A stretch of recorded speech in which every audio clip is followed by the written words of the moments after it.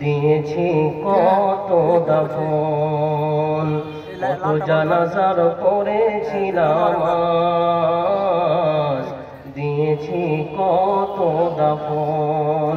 কোথায় যেন আছে আমারও তৈরি সাদা কাফন, জানাজার পড়েছি নামাজ, দিয়েছি কত দাফন।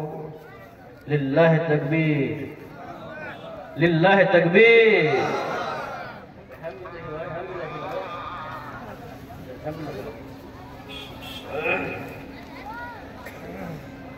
কোড়িয়ারি নতুন টলা জামে মসজিদের উন্নতি কল্পে আয়োজিত আজকের এই ধর্মীয় জলসার সুনির্বাচিত সুযোগ্য সম্মানিত সভাপতি মহাশয়, বিজ্ঞাপিত অবিজ্ঞাপিত আকাশের তারকা সাদৃশ্য উলামায়ে কেরাম, তৎসহ আয়োজক কমিটি, পরিচালন কমিটি এবং শ্রোতামণ্ডলীদের প্রত্যেক বয়োজ্যেষ্ঠ, সমবয়স্ক ও বয়োকনিষ্ঠদের জানাই যথাক্রমে যথাযোগ্য শ্রদ্ধা, শুভেচ্ছা ও স্নেহশীষ ভালোবাসা। মরণের বাস্তবতা উল্লেখিত শিরোনামের উপরে কোরআন ও সহিহ হাদিসের আলোকে এক গুরুত্বপূর্ণ বিবরণ পেশ করার আন্তরিক চেষ্টা রাখবো ইনশাআল্লাহ। তার আগে একটি কথা, আজকে এই জায়গাতে যতক্ষণ আলোচনা চলবে, কারা আপনারা ধৈর্য সহকারে বসে আলোচনা শুনতে পারবেন? সবাই ইনশাআল্লাহ। আচ্ছা, এই জলসাটা কি কালকে হবে আর না? তাহলে আজকে একটু কষ্ট আমরা করতেই পারি, তাই না? তো যতক্ষণ আলোচনা চলবে ইনশাআল্লাহ সাথ দেবেন তো? কেউ উঠাউঠি করবেন না তো? যদি কেউ উঠতে চায় তাহলে কিন্তু এখনই উঠে বাড়ি চলে যান। বক্তব্যের মাঝে আমি আপনাদের কাছে হাত জোর করে অনুরোধ করছি, বক্তব্য চলাকালীন কেউ উঠাউঠি করবেন না, একান্ত প্রয়োজন ছাড়া। কারণ যদি আমার সাথে আপনার দুশ্মনী থাকে ভাই, যে বক্তব্যের টেস্ট মারতে হবে আমাকে, তাহলে কিন্তু আপনি উঠাউঠি করবেন, ঠিক আছে? আপনি উঠলে আমি বুঝে নেব যে আপনি আমার বক্তব্যের স্বাদ নষ্ট করতে চাইছেন। এটা আমার দুর্বলতা, উঠাউঠি করলে আমি বক্তব্য রাখতে পারি না, কেউ পারবে না। সাজিয়ে গুছিয়ে কথা বলতে হলে আপনাকে সুন্দরভাবে বসে শুনতে হবে। যারা দাঁড়িয়ে আছে ওখানে পিছনে, ভাই চলে আসতে হবে, সামনে এসে বসতে হবে, জায়গা আছে কিন্তু অনেক। আপনারা একটু করে এগিয়ে যান, আর না হলে ভাই যারা দাঁড়িয়ে আছো ভাই ওখানে সামনে এসে একটু বসে যাও। আল্লাহর ওয়াস্তে অনুরোধ করে বলছি, সর্বোচ্চ অনুরোধ করে বলছি, ভাই বসে যেতে হবে, দাঁড়িয়ে থাকা যাবে না। মরণ সম্পর্কে আপনারা এর আগে আলোচনা শুনেছেন না? অন্যান্য জায়গাতে শুনেছেন না শুনেননি? মরণ একটা কমন বিষয়, একটা সাধারণ বিষয়। ইনশাআল্লাহ আমি চেষ্টা করি সাধারণের মধ্যে কিছু নতুনত্ব দেওয়ার। মরণ এমনই একটা বিষয় যে মরণের বিষয়ে পৃথিবীতে কোনো দ্বিমত নেই। মানুষ, আল্লাহ রাব্বুল আলামিন কোরআনে বলছেন যে আল্লাহ প্রথমে আদমকে সৃষ্টি করেছেন। ইয়া আইয়ুহান নাসু তাকু রাব্বাকুম আল্লাযী খালাকাকুম মিন নাফসিন ওয়াহিদা। হে শোনো মানুষেরা, তোমাদেরকে একটা মাত্র আত্মা থেকে সৃষ্টি করা হয়েছে। তোমরা ওই রবকে ভয় করো যেই রব তোমাদের একটা আত্মা থেকে সৃষ্টি করেছেন। একটা আত্মা মানে আদম আলাইহিস সালাম। এবার আদম আলাইহিস সালামকে সৃষ্টি করার পরে আল্লাহ কি করলেন? ওয়া খালাকা মিনহা যাওজাহা, তার স্ত্রীকে সৃষ্টি করলেন আদম থেকে। ওয়া বাসসা মিনহুমা রিজালান কাসীরা ওয়া নিসা, এবং তাদের দুইজন থেকে পৃথিবীতে অসংখ্য নর নারী ছড়িয়ে দিয়েছেন। তাহলে মানুষ কোত্থেকে এসেছে বলেন তো? মানুষ সৃষ্টি হয়েছে কি থেকে? মানুষ থেকে। আল্লাহ প্রথমে আদমকে সৃষ্টি করলেন, তারপরে আদম থেকে এবং মা হাওয়া থেকে পৃথিবীতে মানুষ, অসংখ্য মানুষ আল্লাহ ছড়িয়ে দিয়েছেন। তাহলে কোরআন বলছে মানুষ সৃষ্টি হয়েছে, আল্লাহ মানুষ সৃষ্টি করেছেন, এবং সেই আদম থেকে পৃথিবীতে অসংখ্য নর নারী ছড়িয়ে গেছে। আচ্ছা, এরকম মতবাদ কারো আছে না যে মানুষ এসেছে বানর থেকে? হ্যাঁ, কেউ বলছে মানুষ সৃষ্টি হয়েছে বানর থেকে, আল্লাহ বলছে মানুষ সৃষ্টি হয়েছে আদম থেকে। ডিম, ডিম আগে না মুরগি আগে? অর্থাৎ মুরগি থেকে ডিম না ডিম থেকে মুরগি, এ নিয়েও বিশাল মতবাদ, বিশাল মতানৈক্য। কেউ বলছে মুরগি থেকে ডিম, কেউ বলছে না ডিম থেকে মুরগি। যে বলছে মুরগি থেকে ডিম, তাহলে মুরগি কোথা থেকে হলো? ডিম থেকে মুরগি না মুরগি থেকে ডিম, এ নিয়েও বিশাল ঝামেলা রয়েছে। পৃথিবী কেমন? কেউ বলে পৃথিবী গোলাকার, কেউ বলছে না পৃথিবীর চাপটা, কেউ বলে না পৃথিবীর ডিম্বাকৃত ডিমের মতো, এটা নিয়েও মতানৈক্য আছে। পৃথিবীতে অসংখ্য বিষয়ে, অধিকাংশ বিষয়ে মতানৈক্য আছে, মতভেদ আছে, কিন্তু মরতে যে হবে এ নিয়ে কারো মতভেদ আছে? মরতে হবে, মরণ যে হবে এ নিয়ে কারো কোনো মতভেদ, দ্বিমত নেই। মরণ হচ্ছে একটা নিষ্ঠুর বাস্তবতা, এত নিষ্ঠুর বাস্তবতা। আপনার মরণের সময় হলে আপনার বাড়ি করা হয়েছে কিনা, আপনার ছেলে মেয়ের বিয়ে দেওয়া হয়েছে কিনা, আপনি সমাজের দায়িত্বশীল মানুষ, আপনি মরে গেলে সমাজ চলবে কি চলবে না, আপনি মরে গেলে আপনার ছোট ছোট বাচ্চারা সব অনাথের ভিক্ষা করবে, কিছুই দেখার নেই। মরণের সময় হলে আপনাকে পৃথিবী ছেড়ে চলে যেতে হবে। মরণ এত নিষ্ঠুর বাস্তবতা যে মরে যাওয়ার পরে তার আর বিন্দু পরিমাণ কিছু আর পৃথিবীতে বাকি থাকে না। এই মরণের উপরে আমি চেষ্টা করব সংক্ষিপ্ত সময়ের মধ্যে বেশ কিছু পয়েন্টের উপরে আপনাদের সামনে আলোচনা করার। এক, প্রথম কথা, আচ্ছা কে মারা যায়? মানুষ মারা যায়, তাই না? আমার সাথে কিন্তু কথা বলতে হবে। আচ্ছা আমি কার সামনে বক্তব্য দিচ্ছি? মানুষের সামনে, তাই তো? আপনারা সব সচেতন মানুষ, আপনাদের আল্লাহ মুখ দিয়েছে কথা বলার জন্য, কান দিয়ে শোনার জন্য। যদি একটু কথা বলেন তো সমস্যা কি? মানুষ মারা যেত তো। আচ্ছা মানুষ কাকে বলে? মানুষ কোনটা? এটা মাথা, এটা কপাল, এটা নাক, এটা মুখ, এই দুটো হাত, এই দুটো পা। মানুষ কোনটা? কোনটার নাম মানুষ?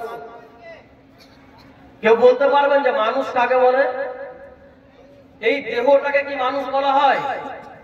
যদি বলেন যে দেহকে মানুষ বলা হয়, তাহলে যেই দিন আপনি মারা যাবেন আপনার দেহ থাকবে না? থাকবে না? আপনি মরে গেলে আপনার দেহটাকে আকাশে উড়ে চলে যাবে না থাকবে পড়ে? থাকবে। তখন কি আপনাকে কেউ মানুষ বলবে? এখন আপনাকে বলছে, আপনার নাম ধরে মানুষ ডাকবে, আমাকে বলবে মিকাইল সাহেব, কিন্তু আমি যখন মারা যাব সঙ্গে সঙ্গে আমাকে আর কেউ মিকাইল বলবে না। তখন কি বলবে? লাশটা কোথায় আছে গো? লাশকে গোসল দেওয়া হয়েছে না হয়নি? লাশ কখন নিয়ে যাওয়া হবে? এই যে লাশ, এখন হচ্ছে নাশ। এখন কি আমরা নাশ? নাশ মানে মানুষ। আর দেহ থেকে আত্মা বেরিয়ে গেলে তখন কি হয়ে যাব? লাশ। দেখেন, তাহলে দেহকে কিন্তু মানুষ বলা হয় না। মানুষ কোনটা? দেহর সাথে আত্মার অ্যাটাচ। যতক্ষণ পর্যন্ত আপনার দেহের মধ্যে আত্মা আছে ততক্ষণ পর্যন্ত আপনি একটা মানুষ। আর যখন আপনার দেহ থেকে আত্মা বেরিয়ে চলে যাবে তখন আপনি কিন্তু আর মানুষ নন। তখন আপনাকে আর মানুষ বলবে না কেউ। তখন আপনি কি হবেন? লাশ। অর্থাৎ তখন আপনার অবস্থা হবে মৃত। মৃত্যু, ময়ে রিকার তয়ে জফালার উৎসুকার মৃত্যু এবং মৃত, ময়ে রিকার ত মৃত, এই দুটার মাঝে জানেন আকাশ জমিন পার্থক্য আছে। মৃত, মরিকার ত মৃত। মৃত মানে হচ্ছে মরে যাওয়ার পরের অবস্থা। অর্থাৎ একটা গরু মরে গেছে, মরে যাওয়ার পরে ওইটাকে বলা হবে মৃত গরু। একটা ছাগল মরে গেছে, মরে যাওয়ার পরে ওই ছাগলটাকে বলা হবে মৃত ছাগল। তো মৃতটা হচ্ছে মরণের পরের অবস্থা। তাহলে মৃত্যুটা কি? মৃত্যুটা হচ্ছে আপনার দেহ থেকে আত্মা বেরিয়ে চলে যাওয়ার প্রক্রিয়া। আমরা সবাই কথাগুলো ব্যবহার করি, মরণ, মৃত্যু, কিন্তু আমরা আসলে কি এর হাকিকত, এর ভিতরে আমরা কখনো ঢুকতে পেরেছি? আপনার দেহ থেকে আত্মা যখন বেরিয়ে চলে যাবে, যেই মাধ্যমে, যেই প্রক্রিয়াতে আপনার দেহের মধ্য থেকে আত্মা বের হবে, ওই প্রক্রিয়াটাকে বলা হয় মৃত্যু। এটা কি বুঝতে পেরেছেন? এবার চলে আল্লাহ রাব্বুল আলামিন বলছেন, কুল্লু নাফসিন যায়িকাতুল মাউত, প্রত্যেক নাফসকে মৃত্যুর স্বাদ গ্রহণ করতে হবেই, হবে না হবেই। প্রত্যেক নাফসকে মৃত্যুর স্বাদ গ্রহণ করতে হবেই। এবার বলেন, নাফস কি মারা যায়? আত্মাটা কি মারা যায়? তাহলে কে মারা যায়? দেহ তো মারা যায় না, তাই না? দেহ তো মরার পরেও থাকে। তাহলে আত্মা কি মারা যায়? আত্মা শুধু এক জায়গা থেকে আর এক জায়গায় ট্রান্সফার হয়। কিভাবে ট্রান্সফার হয় জানেন? একটা হাদিস শুনেন। রাসূলুল্লাহ সাল্লাল্লাহু আলাইহি ওয়াসাল্লাম বলছেন, ইন্নাল্লাহা ওয়াক্কালা ফির রাহিমে মালাকা। আল্লাহ রাব্বুল আলামিন প্রত্যেক মায়ের রাহেমে ফারিস্তা নিযুক্ত করে রেখেছেন। যখন মায়ের রাহেমে যখন ভ্রূণের অবস্থা যখন পানি আকারে থাকে, অর্থাৎ পিতা মাতার মিলনের ফলে যখন মায়ের রাহেমে বীর্য গিয়ে জমা হয়, 40 দিন পর্যন্ত সেটা পানি আকারে থাকে। ফারিস্তা যে নিযুক্ত করা আছে, ফারিস্তা আল্লাহকে ডাক দিয়ে বলে, ইয়া রব্বে নুতফা, ইয়া রব্বে নুতফা। রব, এখন এটা পানি আকারে আছে। 40 দিন পর্যন্ত আল্লাহকে ডাক দিতে থাকেন ফারিস্তা। তারপরে 41 দিন থেকে নিয়ে 80 দিন পর্যন্ত ফারিস্তা আল্লাহকে ডাক দিয়ে বলে, ইয়া রব্বে আলাকা, ইয়া রব্বে আলাকা। রব, এখন এটা একটা জমাট বাঁধা রক্তে পরিণত হয়েছে। অর্থাৎ এটা হচ্ছে দ্বিতীয় 40-এর অবস্থা।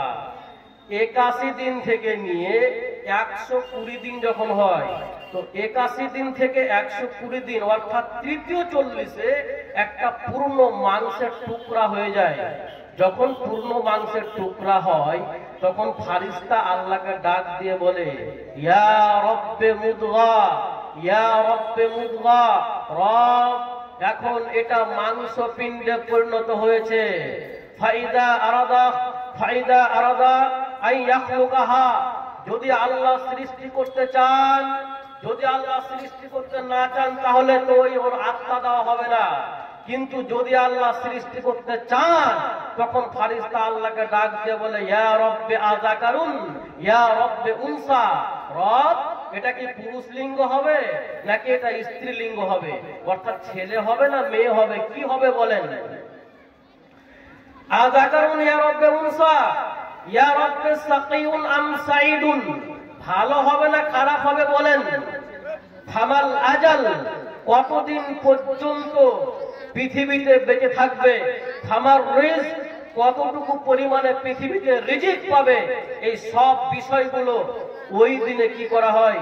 যখন 340 হয়, অর্থাৎ 4 মাস যখন মায়ের পেটে বাচ্চার বয়স হয়, তখন তার তকদিরে লিখে দেওয়া হয় এবং ফারিস্তা আল্লাহর পক্ষ থেকে রূহ নিয়ে এসে পুশ করে দেয় দেহের মধ্যে। রূহ ছিল কোথায়? দেহের মধ্যে রূহ আসার আগে রূহ ছিল আলামে আরওয়াতে। ওটা হচ্ছে রূহের জগৎ। রূহের জগৎ।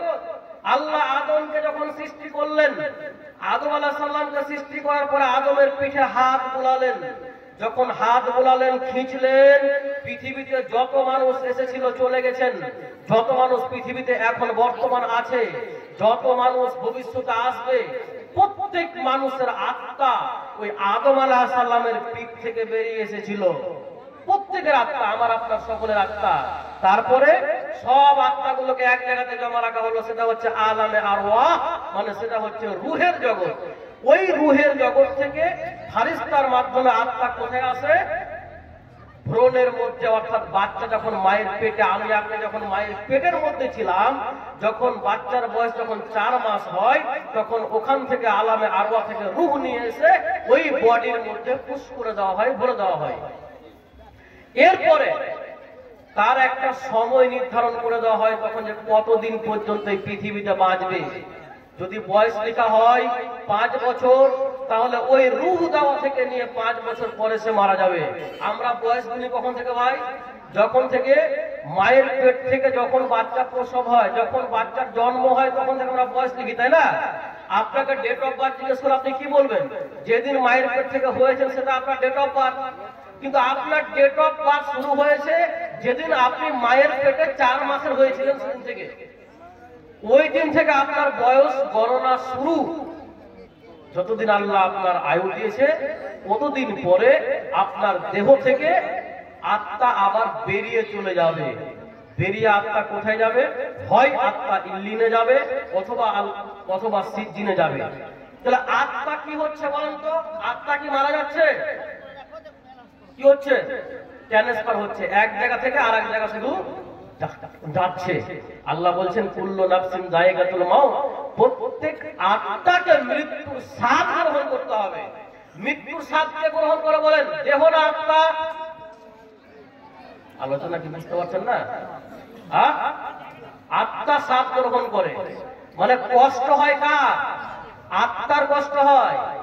আত্মার যে কষ্ট হয় মরণের সময়, এই জন্য মরণের সময় আত্মা মৃত্যুর স্বাদটা গ্রহণ করে। এক, সকলকে মরতে হবে, কেউ মৃত্যুর হাত থেকে বাঁচতে পারবে না। দুই, যদি কেউ মনে করে যে আমি মরবো না, আমি মৃত্যুর হাত থেকে বাঁচতে চাই, আমি মরতে চাই না, ও যতই চেষ্টা করে মৃত্যুর হাত থেকে বাঁচতে পারবে? পারবে না। এবার বলেন, পৃথিবীতে মুসলিমদের সবচেয়ে বড় দুশ্মন কে জানেন? কে জানেন আপনারা? যে পৃথিবীতে মুসলিমদের সবচেয়ে বড় শত্রু কারা? ইহুদি।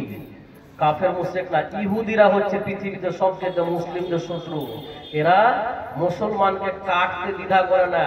একটা পিঁপড়েকে মারতে যা দ্বিধা হয়, একজন মুসলিমকে মারতে ওদের দ্বিধা আসে না। আমরা বলি না, হায় রে ফিলিস্তিনের মুসলিমদেরকে ইসরায়েল কিভাবে কচু কাটা করে মারছে, পাখির মতো গুলি করে মারছে। এদের মনের মধ্যে কি একটু দ্বিধা আসে না? ও তো আপনাকে মানুষই মনে করে না। ইহুদিরা আপনাকে, আমাকে, মুসলমানকে ওরা মানুষই মনে করে না। ওদের কাছে একটা পাখির যা মূল্য আছে, আপনার আমার তা মূল্য ওর কাছে নেই। এবার শুনেন, ইহুদিরা নিজেরাকে মনে করে আল্লাহর ওয়ালি, নিজেরাকে মনে করে আল্লাহর বন্ধু, আর বাকি সব ফালতু, বাকি কারো কোনো মূল্য নেই, সবাই বাকি ভুল পথে আছে, আর একমাত্র ওরা নিজেরা ঠিক পথে আছে। এটা হচ্ছে ওদের দাবি। এই কথাটাকে মাথায় রেখে নেন।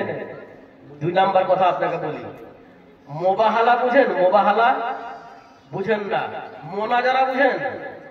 মোনাজারা হচ্ছে ডিবেট করা, তর্ক করা, অর্থাৎ হাদিস দলিল যুক্তি দিয়ে পরস্পরের বিতর্ক করা। মতানৈক্য হয়েছে, আপনি বলছেন একটা, আমি বলছি একটা, আমারটা ঠিক না আপনারটা ঠিক, ঠিক আছে যুক্তি পেশ করাকরি করো, এটা হচ্ছে মোনাজারা। আর মোবাহালা কোনটা?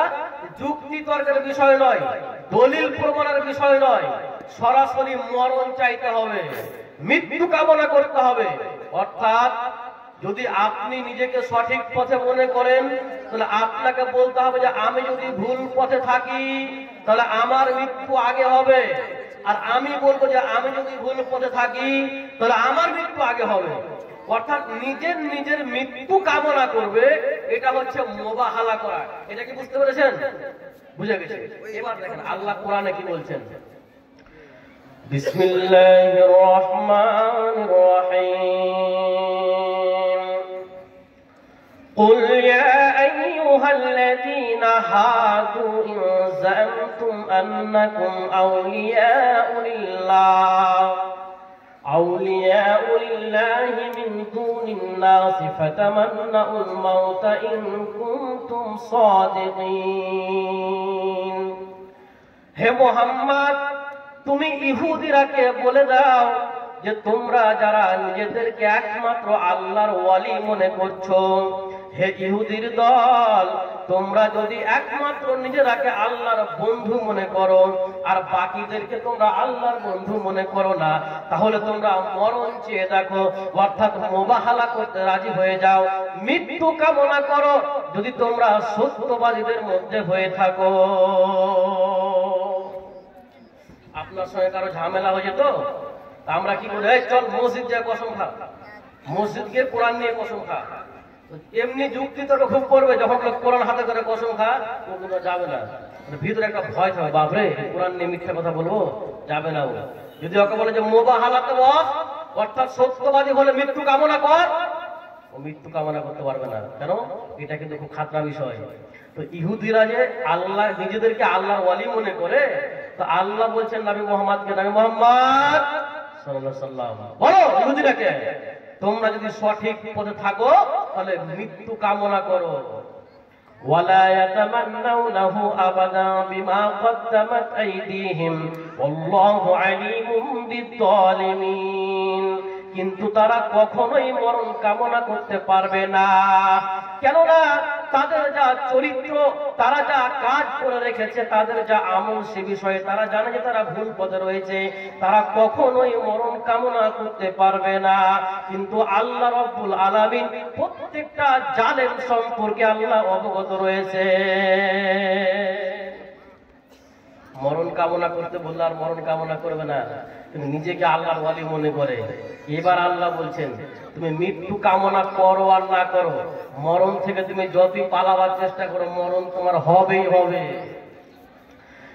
قل إن الموت الذي تفرون منه فإنه ملاقيكم ثم تردون إلى عالم الغيب والشهادة فينبئكم بما كنتم تعملون।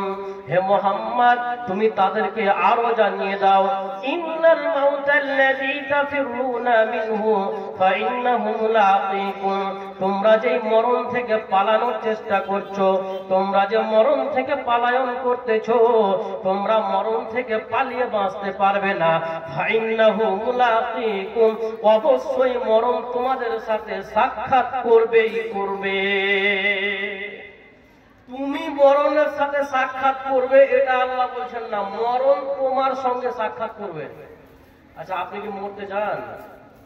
মানুষকে মরতে চায়, যদি ওকে বলা হয় যে ভাই তুমি আর বেশি দিন বাঁচবে না, মাত্র একদিন বাঁচবে, 1 লাখ টাকা খরচ করতে হবে তোমাকে, কালকে মরে যাবে রোগীটা, ডাক্তার মশাই বলে দেয় না এর মেয়াদ হয়তো আর 8 দিন আছে, তো 8 দিন মেয়াদ আছে বললেও যদি কোটি টাকা খরচ করতে হয় তাও করবে, বসে থাকো বাড়িতে। তো মরতে কেউ চায়? তা আপনি কি মরণের সঙ্গে মোলাকাত করতে চান? চান না, কিন্তু আপনি না চাইলেও মরণ আপনার সঙ্গে মোলাকাত করবে। বাঘ যেমন শিকারের পিছনে ধাওয়া করতে থাকে, মরণ আপনার আমার পিছনে সর্বদা ধাওয়া করতে আছে। এখন এই যে আমি কথা বলছি, মরণ আমাকে এখনো ধাওয়া করছে। আপনি বসে আছেন তো আপনাকে মরণ ধাওয়া করছে, আপনার পিছে পিছে মরণ ছুটছে, আপনি আগে আগে ছুটছেন আর মরণ আপনার পিছনে পিছনে ছুটছে।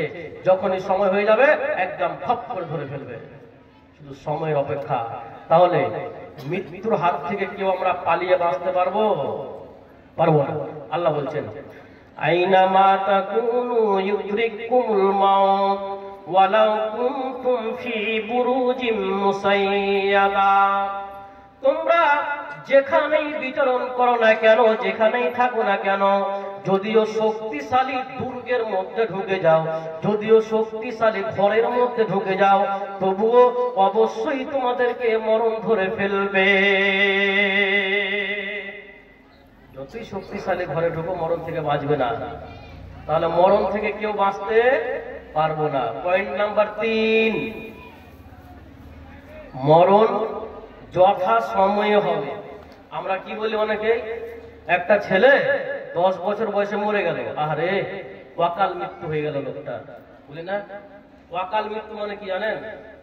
ওয়াকাল মৃত্যু মানে কি? ওয়াকাল মানে কাল মানে কি সময়, আর ওয়াকাল মানে অসময়। মানে অসময়ে লোকটা মরে গেল, মানে মরার সময় হয়নি, মরে গেল। নাউজুবিল্লাহ, নাউজুবিল্লাহ। মাইকটা একটু চাঙ্গা করে যাবে ভাই, আওয়াজটা মনে হচ্ছে ফাটছে না। হ্যাঁ, এই যে হ্যাঁ, ফাটছে না। যদি পারা যেত করো, তাহলে কি বলবো আর। হ্যাঁ, এর আগে ছুটে দূরে আমার কপালটাই খারাপ, আমি ঈশ্বর একটা বসে গেছি। আচ্ছা, কি বলছিলাম? মরণ যথা সময়ে হবে, অকাল মৃত্যু বলে কিছু নেই। ওর মরণের সময় ওর মরণ হয়েছে। যদি কেউ 5 বছরে মারা যায়, ওটাই তার মরণের সময়। যদি কেউ 120 বছরে মারা যায়, ওটাই তার মরণের সময়। অতএব মরণের কোন সময় নেই। মরণ যার যখন লেখা আছে তখনই মরণ হবে। এবার সারা দেন। মাইকেল জ্যাকসন বিখ্যাত একজন ব্যক্তিত্ব, যাকে পৃথিবীর প্রায় সবাই চেনে, বিশেষ করে যারা যুবক তারা সবাই চেনে। অলরাউন্ডার একজন মানুষ, লেখক, গায়ক। মাইকেল জ্যাকসন নাম শুনেছেন ভাই?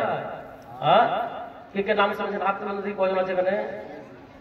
মাইকেল জ্যাকসন, এই মাইকেল জ্যাকসন কে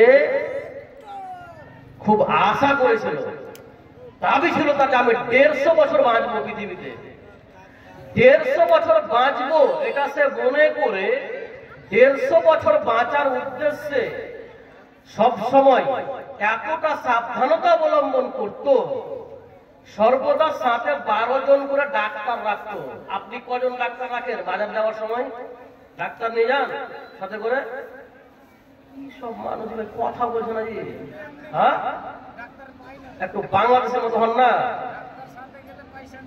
বাংলাদেশে আলোচনা করে আসলাম, আলোচনা করে জি ভরে যায়। একটু ইশারা করলেই নাচে। ঠিক ঠিক, এটা কি কোনটা ঠিক কোনটা ভুল সবসময় রেডি করা বলার জন্য, কথা বলার জন্য রেডি। আপনারা মুখ বন্ধ করে মনে হচ্ছে কোনো রাগ আছে নাকি আমার ভাই? সুরদানে আসতে হবে। একটু চাঙ্গা হন, চাঙ্গা হন, কথা বলেন। কথা না বললে কেসটাও শোনানো যায় না, একটু হ্যাঁ হু করতে হয়, নাহলে ভাববে ঘুমাচ্ছে। হ্যাঁ, আপনি চাঙ্গা আছে, আপনি থাকেন। জি, কি বলছিলাম? আমরা কি সাথে করে ডাক্তার নিয়ে বেড়াই?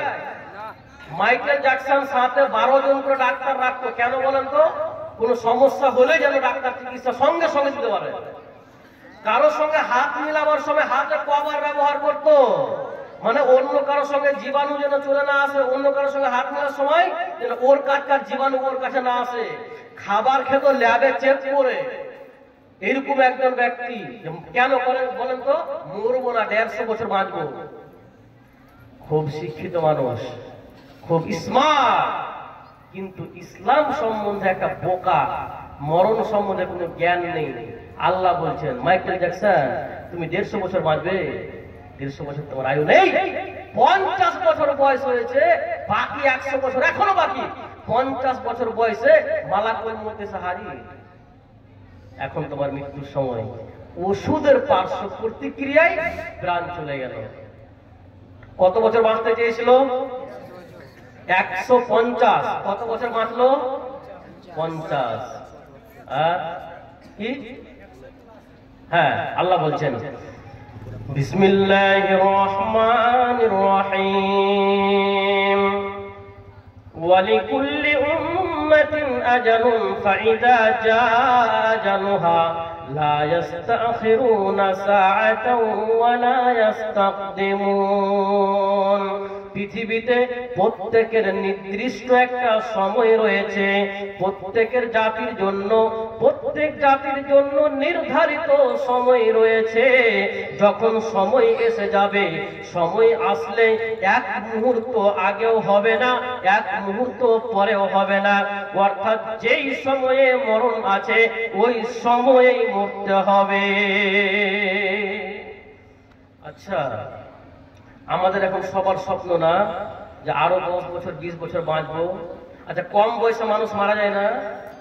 20 বছর 30 বছর বয়সে মানুষ মারা যায় না? মারা যায়।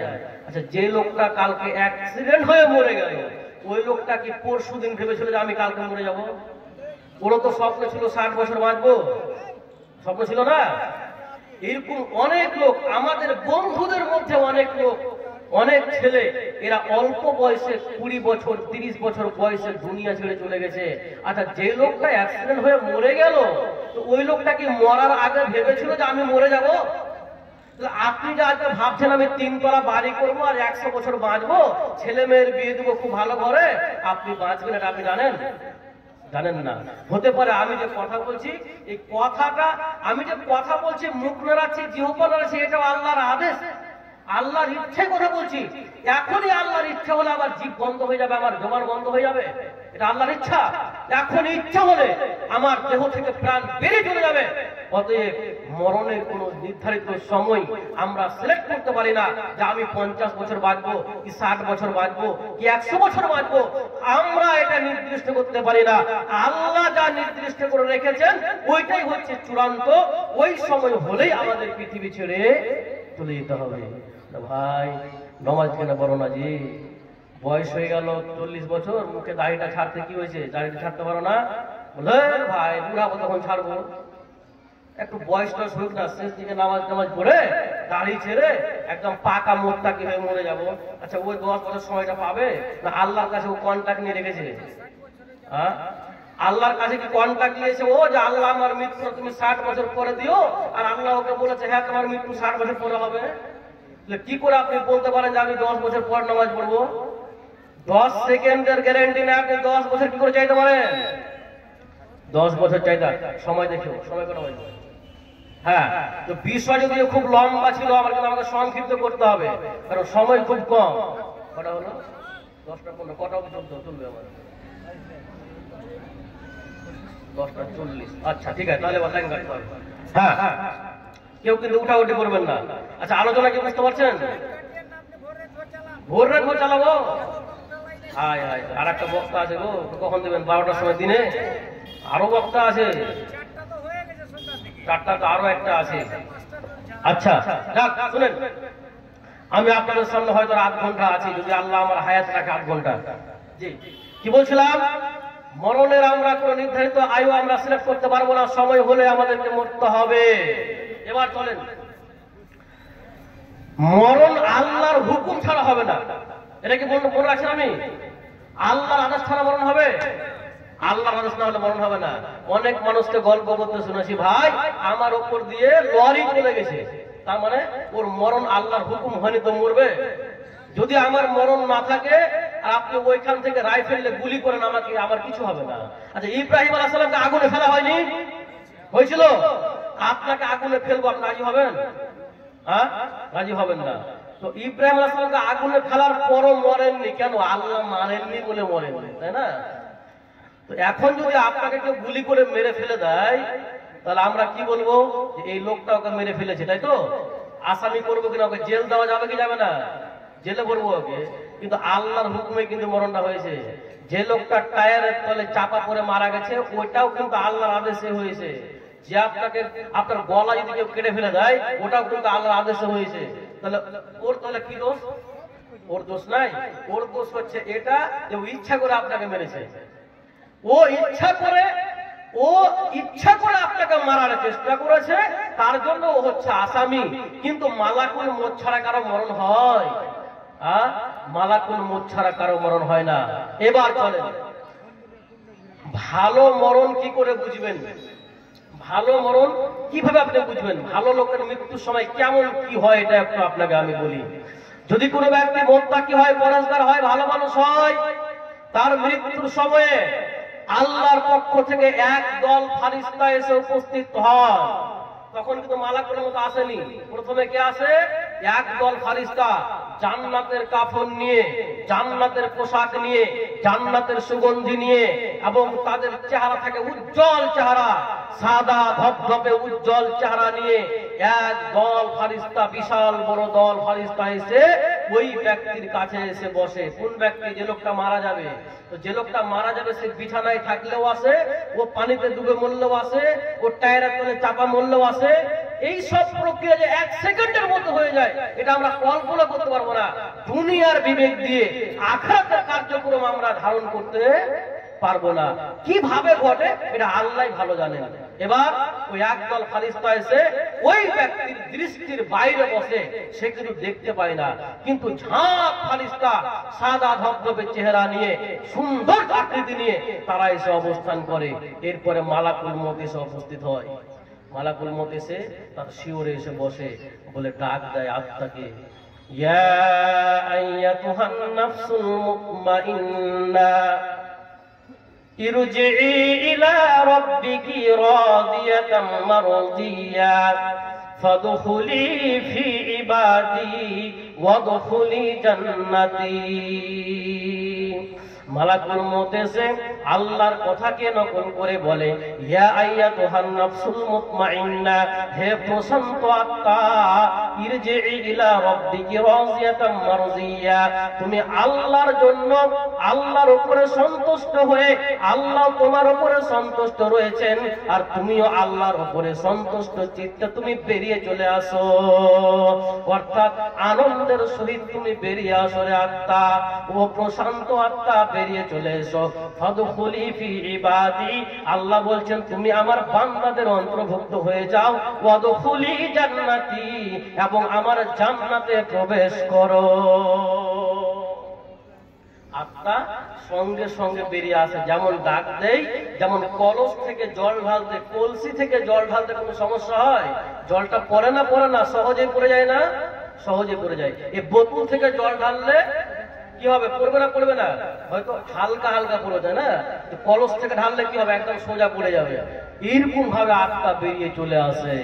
এরপরে আত্মাটাকে মালাকুল মউত নেওয়ার পরে বিন্দু পরিমাণ তার নিজের কাছে রাখে না, তাকে দিয়ে দেয় ওই যে একদল ফারিস্তা আগে এসেছিল। সঙ্গে সঙ্গে মালাকুল মউত আত্মাকে বার করার পরেই ওই ফারিস্তা দলকে দিয়ে দেয়, যারা জান্নাতের ফারিস্তা। ওরা এবার ওই আত্মাকে সুন্দরভাবে জান্নাতের পোশাকে জড়িয়ে নিয়ে সুগন্ধি দিয়ে ওই আত্মাকে উপর দিকে উঠাতে শুরু করে, সেন্ট ছড়ায়। সকলে বলা বলি করে ফারিস্তারা, কার আত্মা গো, কার আত্মা গো? বলে ওই যে আব্দুল মালিকের বেটা আব্দুল রহিমের আত্মা এটা। মারহাবা মারহাবা।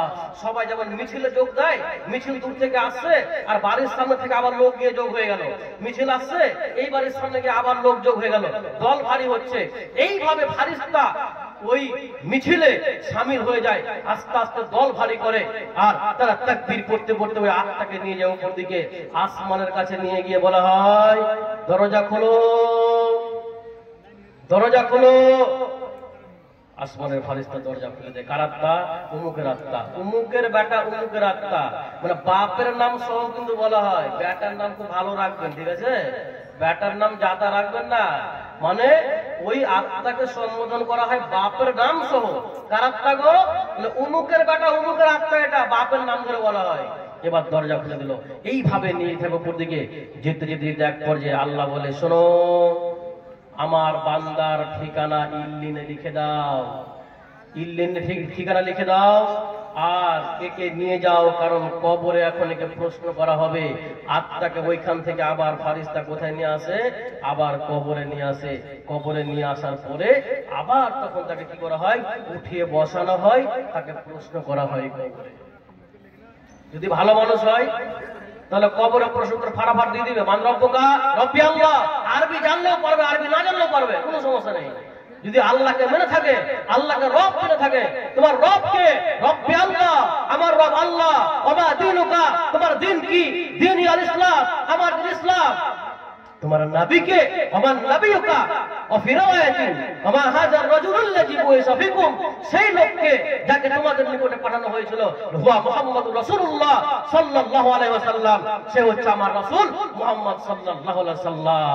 তিনটা প্রশ্নের উত্তর ফাটাফাট দিয়ে দিবে। বলে, ওয়া মা ইউদরিকা, তোমাকে কে বললো এগুলো? তুমি কোথায় জানলে এগুলো? তখন বলবে, কারাতু কিতাবাল্লাহ, আমি আল্লাহর কোরআন পড়েছিলাম এবং বিশ্বাস করেছিলাম, সত্য মনে করেছিলাম। এই হাদিস থেকে বোঝা যায় কোরআন না জানলে কবরে ফেল পড়ে যাবেন। যে কোরআন পড়তে না জানেন, কোরআন না পড়ে থাকেন, কবরে উত্তর দিতে পারবেন না। এবার ওই আত্মার ঠিকানা কোথায় লিখে দেওয়া হয়? ইল্লিনে। ইল্লিনটা কোথায়? উপরে, সুখের জায়গা। তখন থেকে আত্মা জান্নাতের স্বাদ পেতে থাকে। অর্থাৎ কবরটা হচ্ছে আখিরাতের প্রথম স্তর। কবরে যাওয়ার সঙ্গে সঙ্গে থেকেই, অর্থাৎ মরণের পর থেকে আত্মা জান্নাতের সুঘ্রাণ পায়। জান্নাতের বিছানা কবরে বিছিয়ে দেওয়া হয়, জান্নাতের দরজা খুলে দেওয়া হয়, সে জান্নাতের সুবাস পায়, সেন্ট পায়। এবার চলেন, খুব তাড়াতাড়ি যায়। যে লোকটা খারাপ মানুষ, খাবিস যদি হয়, তাহলে ওর মরণটা কেমন হয়? ফারিস্তা আসে। ওই যে একদল ফারিস্তা মুমিনের নিকটে সুন্দর চেহারা নিয়ে এসেছিল না, এবার একদল জাহান্নামের ফারিস্তা বিকট ধরনের চেহারা নিয়ে, বিভৎস চেহারা নিয়ে, ভয়ঙ্কর চেহারা নিয়ে একদল ফারিস্তা এসে ওই বেঈমানের কাছে এসে উপস্থিত হন, যার মধ্যে ঈমান নেই, যার আমল সৎ নেই, ওই দুষ্ট মানুষের কাছে এসে উপস্থিত হয় একদল ভয়ঙ্কর চেহারার ফারিস্তা, কালো চেহারার ফারিস্তা এসে উপস্থিত হয়, তার দৃষ্টির বাইরে অবস্থান করে বসে যায়। এরপরে মালাকুল মউত আসে, মালাকুল মউত আসে ভয়ঙ্কর রূপ নিয়ে, এসে বসে আত্মাকে ডাক দেয়, ইয়া আইয়াতুহান নাফসুল খাবিসা, এই বদমাইশ আত্মা বেরিয়ে আয়, বেরিয়ে আয়। ডাক দেয় কিন্তু আত্মা বেরিয়ে আসে, ভয়ে বেরোয় না। আচ্ছা, এখন কোন আসামে যদি পুলিশ ধরার জন্য দৌড়াদৌড়ি করে আর আসামিও ছুটাছুটি করে, ঘরের মধ্যে হলেও একবার এ কোণে যাবে, একবার এ কোণে যাবে, দৌড়াবে, পালাবে, চেষ্টা করবে না পালানোর। আত্মা ওই বেঈমানের দেহর মধ্যে শুধু ছটফট করছে, আত্মা ছুটাছুটি করছে, বেরিয়ে আসতে চাইছে না। যখন মালাকুল মউত জোর করে ধরে টান দেবেন, তখন হাদিসে এসেছে যেমন ভাবে ভিজা রডকে যেমন তুলোর মধ্য থেকে যেমন টেনে বার করলে তুলা সমেত যেমন চলে আসে। আচ্ছা, মহিলাকে ওয়াজ বুঝে না, গজল বলতে হবে কেন আপনাদের? এই কথাগুলো কি? এগুলো 1 ঘন্টা সময় গজল কটা বলবো, হাদিস কোরআন তাহলে কখন বলবো? শুনেন, আলোচনা শুনেন। এবার এত ইম্পর্টেন্ট একটা হাদিস বলছে, আমি এখন গজল যদি বলি তাহলে বক্তব্য শেষ। আচ্ছা বলছি, ঠিক আছে শুনেন। এবার যেমন আত্মাকে টান দেয় যখন, তখন আত্মা ছিঁড়ে বেরিয়ে আসে, যেমন সাপের গর্ত থেকে যেমন সাপ বেরিয়ে আসে, লেজ ছিঁড়ে যায়, আত্মা বেরিয়ে আসে। বেরিয়ে আসার পরে সঙ্গে সঙ্গে মালাকুল মউত আত্মাকে নিয়ে তার নিজের কাছে রাখেন না, সঙ্গে সঙ্গে ওই ফারিস্তারাকে দিয়ে দেন। ওই ফারিস্তারা নিয়ে নেন, ফারিস্তারা নিয়ে জাহান্নামের চোয়াটে, দুর্গন্ধযুক্ত চোয়াটে জড়িয়ে নিয়ে যাই। কোন খাবিসের আত্মা রে? বদনাম করে, কোন খাবিসের আত্মা এটা? তখন বলে উমুকের বেটা, উমুকের আত্মা। এই করতে করতে উপর দিকে নিয়ে যায়, ছি ছা করতে করতে, লানত করতে করতে, গাল দিতে, কোন খাবিসের আত্মা, কোন খাবিসের আত্মা, কোন বদমাশের আত্মা এটা? এত দুর্গন্ধ থাকা যায় না। ফারিস্তাদের মধ্যে এরকম কথাবার্তা চলে। আসমানে নিয়ে গিয়ে বলে, দরজা খোলো। কার আত্মা? উমুকের বেটা, উমুকের আত্মা। দরজা খোলা আর হবে না। যখন দরজা খোলা হবে না, তখন ওইখান থেকে ওই আত্মাকে আছাড় মেরে ফেলে দেওয়া হয়। যখন আছাড় মেরে ফেলে দেওয়া হয়, তখন ওই আত্মা তখন সিজ্জিনে চলে যায়। সিজ্জিন হচ্ছে জমিনের নিচে, আত্মা তখন চলে যায় সিজ্জিনে। চলেন, আমি বলছিলাম যদি ভালো মানুষ হন তাহলে আপনার আত্মা হবে ইল্লিনে, মরণ হবে সহজ। যদি ভালো মানুষ না হন, মরণের সময় যখন ফারিস্তা যখন ডাক দিবে, ফারিস্তা যখন এসে উপস্থিত হবে, তখন ওই একটা কথা বলবে। কথা বলে না, মরার সময় মানুষ মরার সময় ছটফট করে না, ছটফট করে মুখ নাড়াচাড়া করে, তখন কি বলি আমরা? জল খাবে, জল দাও। শরবত পান করতে চাই, শরবত দাও। আর একটু শরবত দাও, মুখে মনে হচ্ছে কিছু খাবে, পান করতে চাই, তখনও শরবত খেতে চাই, তখনও পানি পান করতে চাই না, তখনও পানি পান করতে চাই না, তখনও ব্যক্তি শরবত পান করতে চায় না, তখনও সূরা মুনাফিকুনের 10 নম্বর আয়াতটা তেলাওয়াত করে। কি বলে? আল্লাহ বলছেন, বিসমিল্লাহির রহমানির রহিম, ওয়া আনফিকু মিম্মা রাযাকনাকুম মিন ক্বাবলি আন ইয়াতিয়া আহাদাকুমুল মাউত। আল্লাহ রাব্বুল আলামিন বলেন, তোমরা আল্লাহর পথে খরচ করো তোমাদের মরণ আসার আগে, মৃত্যু আসার আগেই তোমরা ব্যয় করো আল্লাহর পথে। অন্যথায় তোমরা বলবে মরণের সময়ে, ফায়াকুল রাব্বি লাউলা আখরতনি ইলা আজালিন করিব ফাআসাদদাকা ওয়া আকুম মিনাস সালিহিন। মরণের সময় আল্লাহকে ডাক দিয়ে ওই ব্যক্তি বলতে থাকবে, যদি জীবনে দান সাদকা করে না থাকে, হে আমার রব, আমাকে একটু সময় দেওয়া হোক, আমার জন্য একটু দেরি করুন, আমি সাদাকা করতে চাই, আর সাদাকা করে আমি ভালো মানুষের অন্তর্ভুক্ত হয়ে যেতে চাই। আল্লাহ একটু সময় দেন, একটু সময় দেন, আমি সাদকা করব। সাদকা করার জন্য আল্লাহর কাছে রিকোয়েস্ট করে, কিন্তু আল্লাহ তখন সময় দেবেন না। সাদকা কেন করতে চাই? সাদকা কেন করতে চাই, মরণের আরো অনেকগুলো দিক রয়েছে, আমি সেগুলো আর বলতে যাচ্ছি না। ব্যক্তি সাদকা কেন করতে চায় মরার সময়ে? মরার সময়ে সাদকা করতে চায়। সাদকার কি পাওয়ার জানেন?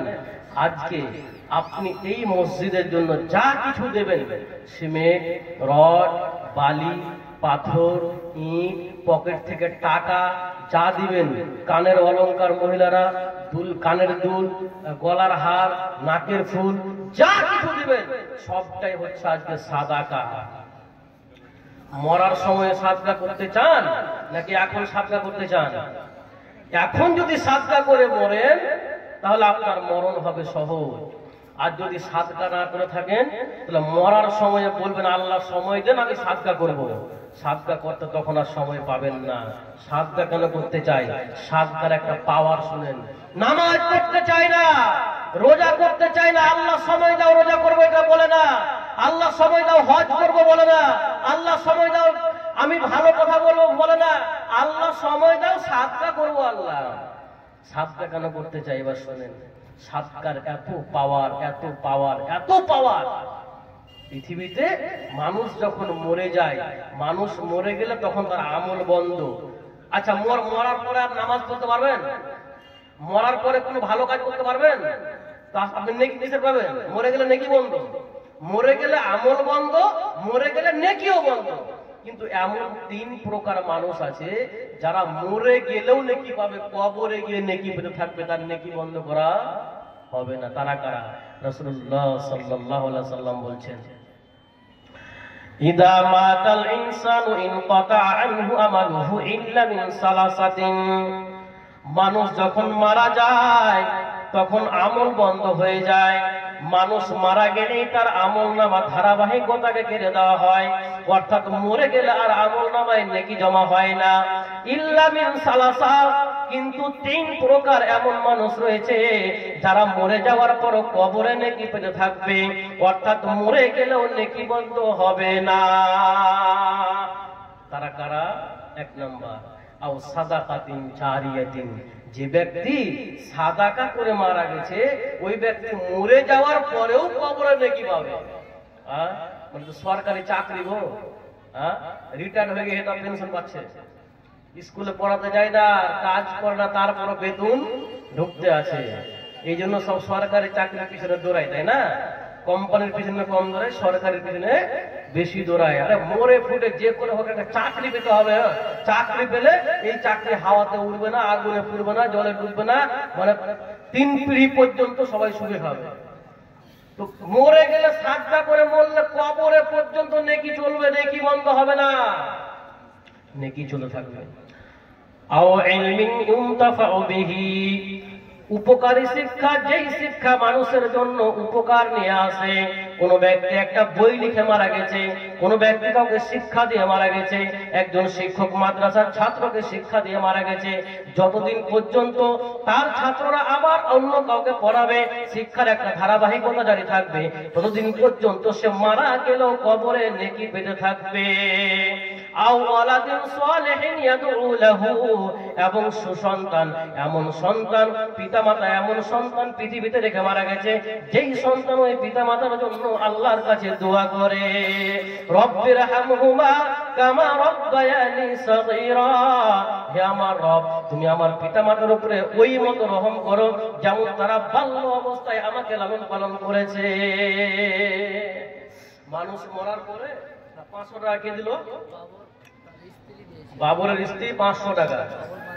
বাবর মা, আল্লাহ, এই মহিলা সৎ মহিলা, তার স্বামীর জন্য 500 টাকা দিয়েছে। এই দানটা জানেন, এখন যদি ওর স্বামীর কবরে আগুন দাও দাও করে জ্বলে, এই যে দানটা করলে না, করা মাত্রই কবরের আগুন নিভে যাবে। সাদকাটা তো পাওয়া, দান করা মাত্রই কবর যদি আযাব চলে, আযাব বন্ধ হয়ে যাবে। সাদাকার এত পাওয়ার, সাদাকার এত পাওয়ার। পানি যেমন আগুনকে নিভিয়ে দেয়, এইরকম ভাবে সাদাকা কবরের আগুনকে নিভিয়ে দেয়। শোনেন, খুব ভালো করে শোনেন। মানুষ যদি মরে যায়, আপনার বাবা মরে গেছে, মা মরে গেছে, ভাই মরেছে, কেউ মরেছে, মরার পরে মৃত্যু মানুষের পক্ষ থেকে 2টা কাজ বাকি থাকে। বেনামি 200 টাকা। আচ্ছা, মসজিদের কমিটিগুলো আমার কাছে আসলে, নাম টাম লিস্ট করা হয়নি, আসুন একটু দেখা করুন আমার সাথে। জি, কি বলছিলাম, মরার পরে 2টা কাজ বাকি। দোকান কালেকশন 4,480 টাকা, আল্লাহুম্মা সাল্লি আলাইহিম। আচ্ছা, আর আচ্ছা মহিলাদের কাছে একটু চাদর পাঠাতে হবে, ওরা আছে না চলে গেছে সব। কানের দুল লাগবে মামুন, কানের দুল, নাকের ফুল, গলার হার যা আছে দিয়ে পাঠিয়ে দেন, জান্নাতে গিয়ে আবার নিয়ে নেবেন। এই যে আবার উঠাবুটি কেন শুরু হলো ভাই? ও দান চাইলে কি উঠতে হবে? দান দিয়ে না, বসেন। দান না দিলে আপনার কাছে জাদু আছে, এখান থেকে বেরিয়ে দিলাম আর আপনার টাকা আপনার পকেট থেকে বেরিয়ে চলে আসতে হবে কি? আপনি যে না দেন শক্ত হয়ে বসে, আমি দান দিব না, আজাব হবে হবে বলে দেখা যাবে, ফারিস্তা যা বলে বলে দেখা যাবে, আমরা মোকাবিলা করবো, আপনি দান দেবেন না। যদি ভালো মৃত্যু চান তাহলে অবশ্যই আপনাকে সাদকা করতে হবে ভাই। সাদকা যদি করা থাকে আপনার, তাহলে মরণের সময় কষ্ট পাবেন না। সাদকা করা থাকলে এই সাদাকার দরুন আপনি কবরে চলে গেলেও নেকি পাবেন, নেকি বন্ধ হবে না। জি বলছিলাম, কেউ মরে গেলে তার পক্ষ থেকে 2টা কাজ বাকি। এক, দোয়া। কি দোয়া? দোয়া করবেন পিতা মাতার জন্য, পিতা মাতা আখিরাতে সুখে থাকবে। 2, সাদাকা। সাদাকা যদি করেন, আপনার মাতা মারা গেছে তো, পিতা মারা গেছে, কবরের শাস্তি যদি হয়, সাদাকা দেওয়ার সঙ্গে সঙ্গে কবরের আযাব নেমে যাবে। বেনামিতে 2টা চুড়ি 200 টাকা, আল্লাহুম্মা সাল্লি আলাইহা, মাশাআল্লাহ, আল্লাহ তোমার যে বান্দা এটা দিয়ে পাঠিয়েছে, আল্লাহ তুমি তার দানকে তুমি কবুল করে নাও। রাসূলুল্লাহ সাল্লাল্লাহু আলাইহি ওয়াসাল্লাম বলেন,